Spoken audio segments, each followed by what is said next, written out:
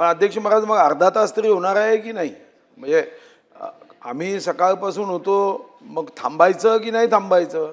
शेतकऱ्यांचं भाषण ऐकू, पण भोजन न करता आम्ही मुद्दाम थांबलो की लक्षवेधी महत्त्वाची होती. उपसा जलसिंचन योजनेमध्ये 131 याची कर्जमुक्तीचा विषय लक्षवेधीचा महत्त्वाचा होता. लक्षवेधी घेणार नाही, पण पुढचं कामकाज घेणार आहात की नाही एवढं तरी सांगून ठेवा. आपण आता लक्षवेधी उद्याच्या विशेष सत्रामध्ये घेतलेले आहेत आणि या 293च्या विरोधी पक्षाच्या प्रस्तावासाठी 4 तासाची वेळ दिलेली आहे. आता 4 वाजल्यापासून 8 वाजेपर्यंतची वेळ आपण दिलेली आहे.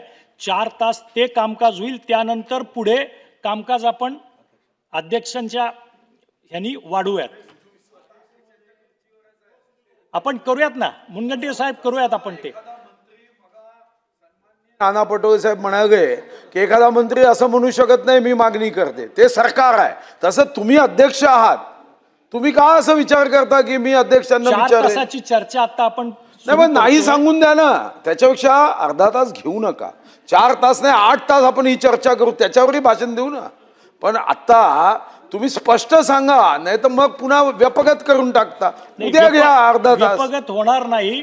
ज्यांच्या अर्ध्या तास चर्चा आजच्या कार्यपत्रिकेवर दर्शवलेल्या आहेत त्या व्यपगत होणार नाही. त्या जर आज त्या कामकाजात नाही झाल्या तर त्या पुढे घेण्यात येतील.